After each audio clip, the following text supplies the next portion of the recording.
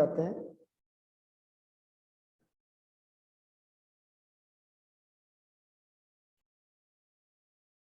अब होता क्या है देखो, एक है सैंडमेयर रिएक्शन और एक है गेटरमैन रिएक्शन, दो रिएक्शन आ गई। ये आपको चैप्टर 4 में भी मिलेगा, सैंडमेयर रिएक्शन में, सैंडमेयर रिएक्शन। इसमें क्या होता है देखो, ये किसको किसमें चेंज करेगा, ये करता है चेंज एनिलीन को चेंज कर देता है क्लोरोबेंजीन में, एनिलीन को चेंज कर देगा क्लोरोबेंजीन में। ठीक है, तो इसमें क्या होगा देखो, एनिलीन का फॉर्मूला ये होता है, यहाँ पे एनिलीन का मतलब NH2 हो गया। इसमें हम क्या मिलाते हैं, NaNO2, सोडियम नाइट्राइट और HCl, इन दोनों से मिलके बनता है HNO2, नाइट्रिक ऑक्साइड, होनो कहते हैं शॉर्ट में, HONO, होनो। इन दोनों को मिलके बनता है डाई एजोनियम सॉल्ट। क्योंकि इसको हटाना बहुत मुश्किल है, तो पहले हम उसको बनाएंगे जिसको हटाना आसान हो जाता है, तो हम इसको चेंज कर देते हैं ताकि ये आसान हो जाएगा। ठीक है, अब जब ये आसान हो जाएगा तो अब इसमें मिला देते हैं Cu2Cl2 और HCl। तो जैसे Cu2Cl2 मिलाएंगे तो इसमें क्या होगा, ये पूरा ग्रुप यहाँ से टूट जाएगा, तभी मैंने कहा था इसको आसान करना है हमने। ठीक है, तो यहाँ पे Cl लग जाएगा और ये नाइट्रोजन यहाँ से रिमूव हो जाएगा, तो इसे कहते हैं सैंडमेयर रिएक्शन। और यहीं पे एक और रिएक्शन आती है, Gattermann reaction. Gattermann reaction, Gattermann कहता है कि क्या करेंगे हम लोग, जो ये ग्रुप बना हुआ है इसमें हम क्या मिलाएंगे, इसमें मिलाते हैं कॉपर। ठीक है, एक मिनट, इसमें क्या है देखो, गेटरमैन रिएक्शन में 1 2 3 ये सेम है, प्रोडक्ट सेम बनता है, Cl plus N2, product same है, बस जो इसने यहाँ पे चीज ली वो अलग ले ली, इसने ले लिया कॉपर पाउडर और HCl। ठीक है, कॉपर पाउडर ले लिया और HCl ले लिया, तो ये बन जाएगा। तो ये है गेटरमैन ने दी थी तो गेटरमैन रिएक्शन, इसको सैंडमेयर ने दिया था तो सैंडमेयर रिएक्शन। ये आप एमाइन वाले चैप्टर में भी पढ़ोगे, यानी दोबारा रिवीजन होगा ये, लेकिन इसमें भी याद रखना आपको, ताकि आगे आपको याद रहेगा। ठीक है, तो इसमें कई बार वो पूछता है कि गेटरमैन ने क्या यूज किया था, तो गेटरमैन ने यूज किया था कॉपर एंड HCl। और सैंडमेयर ने क्या यूज किया था, सैंडमेयर ने किया था Cu2Cl2 और HCl, या CuCl और HCl। अगर आपको यहाँ Br चाहिए तो यहाँ पे लिख दो HBr और यहाँ पे लिख दो Cu2Br2। Cu2Br2 करेंगे तो यहाँ पे Br लग जाएगा और Cl करेंगे तो Cl लग जाएगा। ठीक है, तो ये है आपकी सैंडमेयर रिएक्शन और गेटरमैन रिएक्शन। ठीक, तो ये मेथड ऑफ प्रिपरेशन के सारे पॉइंट मैंने आपको बता दिए जितने पॉसिबल थे आपके पास। बताओ याद रहेगा कि नहीं रहेगा, ये थोड़ा सा लर्निंग पोर्शन है, फिर तो कोई भी क्वेश्चन आएगा तो आप आराम से सॉल्व कर सकते हो, लेकिन आपको याद करना पड़ेगा इसे। विदाउट लर्निंग आप ऑर्गेनिक केमिस्ट्री कर ही नहीं सकते, समझना पड़ेगा। समझने के लिए आपको मैकेनिज्म आनी चाहिए, तो मैकेनिज्म कभी करते नहीं हम लोग, तो आपको डायरेक्टली लर्न करना पड़ेगा। मैकेनिज्म मैंने पहले बताई हुई है, या आपको मैं वो लेक्चर देता हूँ जिसमें मैंने मैकेनिज्म बताई हुई है। टाइम टेकिंग होता है क्योंकि आपके पास स्टेट बोर्ड है तो उसमें आता नहीं है, CBSE बोर्ड में। ठीक है, तो यहाँ तक में कोई ऐसा डाउट आपको, कोई चीज जो आपको ना आई हो समझ में, ये मेथड ऑफ प्रिपरेशन पूरा खत्म हो गया। अब इसमें प्रॉपर्टीज बची है जो अभी करेंगे हम लोग, और फिर केमिकल रिएक्शन बचा हुआ है बस। तो ये देखो 1 घंटे का चैप्टर है पूरा बस वैसे। तो बताओ आगे बढ़ जाओ अब। Yes sir. ओके, अच्छा इसमें से बता दो बस, सैंडमेयर रिएक्शन बेस्ट मानी जाएगी या गेटरमैन रिएक्शन? दोनों से सेम चीज बन रहे, लेकिन क्वेश्चन ये आ जाता है बताओ इन दोनों में से बेस्ट कौन सा करोगे आप, बताओ 1 या 2। 1 है सैंडमेयर रिएक्शन बेस्ट है, या 2 है गेटरमैन, इन दोनों में से एक बेस्ट है, तो आप किस पे टिक लगाओगे? अंकित, ओके।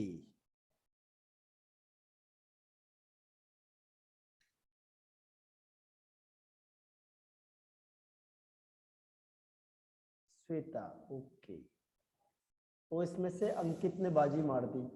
श्वेता आप पिछड़ते जा रहे हो। देखो इसमें रीजन क्या है कि गटरमैन का क्यों बेस्ट है। गटरमैन इसलिए बेस्ट होता है क्योंकि गटरमैन इज बेस्ट। रीजन क्या है कि वो कॉपर पाउडर को यूज करता है। आपको पता है कि पाउडर वाला ज्यादा इफेक्टिव होता है क्योंकि इसका सरफेस एरिया क्या होता है, ज्यादा हो जाता है। क्योंकि जो पाउडर होता है उसका सरफेस एरिया क्या होता है, ज्यादा हो जाता है, इसीलिए इसको ज्यादा इफेक्टिव माना जाता है। ठीक है। अब बाकी क्या है कि जो जैसे आपने देखा एक लकड़ी ली आपने, तो ये लकड़ी है और ये लकड़ी पाउडर फॉर्म में, तो जो पाउडर फॉर्म में होती है जल्दी जल जाती है क्योंकि जो पाउडर फॉर्म होता है उसको ज्यादा इफेक्टिव माना जाता है क्योंकि उसका सरफेस एरिया ज्यादा होता है। ठीक है। अब ये जो वुड है अगर ये पाउडर फॉर्म में तो जल्दी जल जाएगी, एक वुड है पूरे उसमें है तो ये कम देर से जलेगी। तो इसलिए जो रिएक्शन होगी फास्ट किस केस में होगी, पाउडर वाले फॉर्म में। इसीलिए गेटरमैन रिएक्शन को बेस्ट मानते हैं as compared to Sandmeyer reaction. अब देखो फिजिकल प्रॉपर्टीज भी कर देते हैं आज। फिजिकल में हमने बताया था सबसे पहले मेल्टिंग पॉइंट या बॉइलिंग पॉइंट। तो मेल्टिंग पॉइंट या बॉइलिंग पॉइंट में क्या होता है कि पहला हमने कहा था जितने कार्बन एटम ज्यादा होंगे उतना मेल्टिंग पॉइंट या बॉइलिंग पॉइंट ज्यादा हो जाएगा। जितना कार्बन एटम ज्यादा होंगे उतना मेल्टिंग और बॉइलिंग पॉइंट ज्यादा हो जाएगा। दूसरी चीज हमने क्या कही थी कि अगर ब्रांचिंग आ गई, ब्रांचिंग, तो ब्रांचिंग क्या होगी, अगर ज्यादा होगी तो सरफेस एरिया कम हो जाता है। सरफेस एरिया कम हो जाएगा तो मेल्टिंग पॉइंट और बॉइलिंग पॉइंट भी कम हो जाएगा। ठीक है, डिक्रीज हो जाएगा। जितना ब्रांचिंग ज्यादा होगी उतना सरफेस एरिया कम होगा और उसमें जो फोर्स लगता है वो भी डिक्रीज होगा, तो मेल्टिंग और बॉइलिंग पॉइंट डिक्रीज हो जाएगा। तो ये था आपके पास। और तीसरा इसमें था अगर CL Br वाला आ गया कि FCl Br वाले में कंपैरिजन आ गया, तो आपको ध्यान रखना है कि इस ऑर्डर में ये इंक्रीज होता जाएगा। ठीक है। तो ये है मेल्टिंग पॉइंट और बॉइलिंग पॉइंट का आंसर आपके पास। मेल्टिंग पॉइंट और बॉइलिंग पॉइंट में कैसे कंपैरिजन करना है। ठीक है, पहले कार्बन एटम चेक करो, ज्यादा कार्बन एटम होंगे तो उसका मेल्टिंग या बॉइलिंग पॉइंट ज्यादा हो जाएगा। फिर कार्बन एटम सेम हो गए तो फिर देखो कि अगर ब्रांचिंग है तो ब्रांचिंग वाले को देखना है और या फिर CL Br वाले को चेक करना है। दूसरा इसमें आता है सॉलिबिलिटी का। सॉलिबिलिटी, वाटर में कौन सॉल्युबल होगा, वाटर में कौन कम सॉल्युबल होगा। तो जितना C ज्यादा होगा उतना उसकी वाटर में सॉल्युबिलिटी कम हो जाएगी। ठीक है, वाटर में सॉल्युबिलिटी डिक्रीज हो जाएगी। और जनरली ये वाटर में इनसॉल्युबल होते हैं, इनसॉल्युबल होते हैं वाटर में। तो ये क्वेश्चन पूछा जाता है कि जो एल्काइल हैलाइड होता है वाटर में इनसॉल्युबल होता है, क्यों। ठीक है, क्योंकि ये हाइड्रोजन बॉन्डिंग नहीं बनाता है। रीजन क्या है, it do not form hydrogen bonding. जो हाइड्रोजन बॉन्डिंग है इसकी वाटर के साथ नहीं बनती, जबकि इसका पोलर नेचर होता है। जैसे CCl है और बाकी CCC है, तो C में प्लस चार्ज और Cl में नेगेटिव चार्ज, इसकी वजह से इसमें पोलर नेचर है। वो कहता है तो पोलर भी है तब भी ये वाटर में सॉल्युबल क्यों नहीं है, क्योंकि ये वाटर के साथ हाइड्रोजन बॉन्डिंग नहीं बनाता है, इसीलिए वाटर में सॉल्युबल नहीं होता है। ठीक है, although it is in polar nature, polar nature होगा लेकिन ये तब भी वाटर में सॉल्युबल नहीं होता। ठीक है, इसको याद रखना है। फिर आता है डेंसिटी का। तो डेंसिटी का भी यही रोल है। डेंसिटी में क्या होता है, जितने कार्बन एटम ज्यादा होंगे उतना उसकी डेंसिटी ज्यादा हो जाएगी, पहली चीज। दूसरी चीज क्या होगी कि जो फ्लोरीन, क्लोरीन, ब्रोमीन, आयोडीन होंगे तो इसका ऑर्डर ये हो जाएगा। तीसरी चीज क्या है, अगर नंबर ऑफ हेलोजन एटम जिसमें ज्यादा होंगे उतना उसकी डेंसिटी ज्यादा हो जाएगी। जितना नंबर ऑफ हेलोजन एटम ज्यादा होंगे उतना डेंसिटी ज्यादा हो जाएगी। तो ये 3 पॉइंट है जो आपको डेंसिटी के रिस्पेक्ट में याद करने। जैसे मैंने कहा एक बार में 1 Cl दे दिया मैंने आपको, दूसरी बार में 2 Cl दे दिया आपको, तीसरी बार में मैंने 3 Cl लिख दिया और चौथी बार में मैंने 4 Cl लिख दिया। तो आपको ऑर्डर बताना है, बताओ कौन सा सबसे ज्यादा डेंसिटी किसकी होगी 1 2 3 4 में से, रिप्लाई करना। अंकित और श्वेता,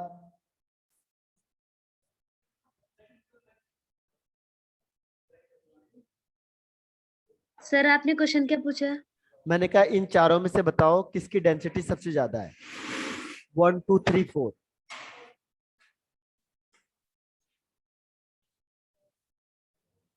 हाँ देखो इसमें 4 Cl है, इसमें 4 Cl हो गए, 4Cl, इसमें 3Cl, इसमें 2Cl, इसमें 1Cl। तो इसका ऑर्डर ये हो जाएगा। नंबर नेक्स्ट इसमें आता है dipole moment. Dipole moment, dipole moment. Dipole moment में क्या होता है कि आपको डाइपोल मोमेंट अगर चेक करना है तो आप इस तरीके से चेक कर सकते हो। एक मिनट, इसमें एक एक्सेप्शनल केस है। देखो, अगर हम हेलोजन के कंपैरिजन में करते हैं तो जो Cl होता है उसका डाइपोल मोमेंट हाईएस्ट होता है, फिर फ्लोरीन का, फिर ब्रोमीन का, और लास्ट में आयोडीन का। जबकि होना क्या चाहिए था, फ्लोरीन का ज्यादा होना चाहिए था, लेकिन एक्सेप्शनल केस होता है। फ्लोरीन में इलेक्ट्रॉन इलेक्ट्रॉन रिपल्सन ज्यादा हो जाता है। रिपल्सन की वजह से क्या होता है, इसका डाइपोल मोमेंट कम हो जाता है, क्योंकि छोटा साइज होता है, स्मॉल साइज होता है। और स्मॉल साइज होने की वजह से क्या होता है कि इसमें इलेक्ट्रॉन इलेक्ट्रॉन रिपल्सन ज्यादा होगा तो डाइपोल मोमेंट कम हो जाता है। बाकी का केस सेम रहता है, इसीलिए एक्सेप्शनल है। होना चाहिए था फ्लोरीन को आगे, लेकिन होता है क्लोरीन आगे। ठीक है, तो डाइपोल मोमेंट है। जनरली डाइपोल मोमेंट कैसा होता है, वेक्टर क्वांटिटी होती है, vector quantity. Dipole moment is vector quantity. तो इसमें एरो ऐसे बनेगा, +2 माइनस। तो जिसमें एरो ज्यादा आएगा उसका डाइपोल मोमेंट ज्यादा हो जाएगा। ठीक है, तो ये आपका डाइपोल मोमेंट का भी पॉइंट हो गया, यानी ये फिजिकल प्रॉपर्टीज भी आपकी फिनिश हो गई। ठीक है, ये तो आपको क्या बताया मैंने, थ्योरी बताई है। अब जैसे इसके बेस पे क्वेश्चन आंसर आएंगे वैसे आपको क्या होगा, तो मैंने अभी आपको इस सारे क्वेश्चन भेज देता हूँ और आप इसे ट्राई करके देखो आपको कितने क्वेश्चन बनते हैं आपके। ठीक है, तो ये आपका फिजिकल प्रॉपर्टीज भी लगभग फिनिश हो गई। अब इसमें आता है केमिकल प्रॉपर्टीज। बस तो देखो, केमिकल प्रॉपर्टीज में एक तो आता है इसमें सब्स्टिट्यूशन रिएक्शन, दूसरा आता है इसमें एलिमिनेशन रिएक्शन, तीसरा आता है इसमें रिएक्शन विद मेटल। ठीक है, 3 ही रिएक्शन इसमें आते हैं जनरली, और ये चैप्टर आपका फिनिश हो जाएगा। ठीक, SN1 यानी न्यूक्लियोफिलिक रिएक्शन, एलिमिनेशन रिएक्शन और रिएक्शन विद मेटल। तो देखो, एक से 2 घंटे का चैप्टर है। अगर आपने चैप्टर को, ये 2 चैप्टर को 2-3 घंटे पढ़ लिया तो आपको तो पूरा लर्न हो जाएगा। ये तो कुछ है ही नहीं इसमें। आप 1 घंटे का टाइम और दो तो आपको पूरा लर्न हो जाएगा पहला पोर्शन। 1 घंटे का टाइम और दोगे तो ये भी आपको अच्छी तरह से लर्न हो जाएगा। फिर आप क्वेश्चन आंसर करोगे। तो हमें पूरा तैयार करना है, क्योंकि ये मान के चलो 15 नवंबर के बाद से आपके डेट शीट आ गई होगी, आने वाली होगी, लेकिन 15 नवंबर के बाद से आपके एग्जाम स्टार्ट हो जाए। तो इसीलिए अभी तक बिल्कुल परफेक्ट बनना है कि उस समय आपको टिप्स में याद हो जाए, तब आपको घबराहट नहीं होगी। नहीं तो क्या होगा, डर लगेगा कि एग्जाम में क्या आएगा। तो हम सारे क्वेश्चन करेंगे, असर्शन रीजन से लेके केस स्टडी बेस्ड से लेके हर एक टाइप को, लेकिन वो तब आएंगे जब हमें बेसिक नॉलेज होगा। ठीक है, तो यहाँ तक में किसी को कोई डाउट है तो मुझे पूछ लो। कल इसको थोड़ा सा बता के मैं आपको क्वेश्चन भेजता हूँ अभी, और ट्राई करो आपको कितने क्वेश्चन आते हैं उसमें से। ठीक है yes sir. Shweta? Yes sir. हाँ, तो मैं अभी क्वेश्चन भेजता हूँ, आप करो। और फिर जब तक आपको नहीं आएगा ये, तब तक हम छोड़ेंगे नहीं चैप्टर को। और आपको जो जो चीज नहीं आएगी उसे मुझे बताना है, ताकि मैं उस हिसाब से आपको बता सकूं आंसर को। ठीक है, तब मुझे पता चल जाएगा कहाँ पे कैसी चीज बतानी है। वो तभी पता चलेगा जब आप मुझे पूछोगे, ताकि मुझे आइडिया आ जाए। तो आपको देखो, और जहाँ पे डाउट होता है मुझे पूछो। तो ठीक है, मैं ऑफ करता हूँ अब इसे। Bye bye and have a nice okay, day. Thank you sir. Okay, okay bye sir, thank bye. You.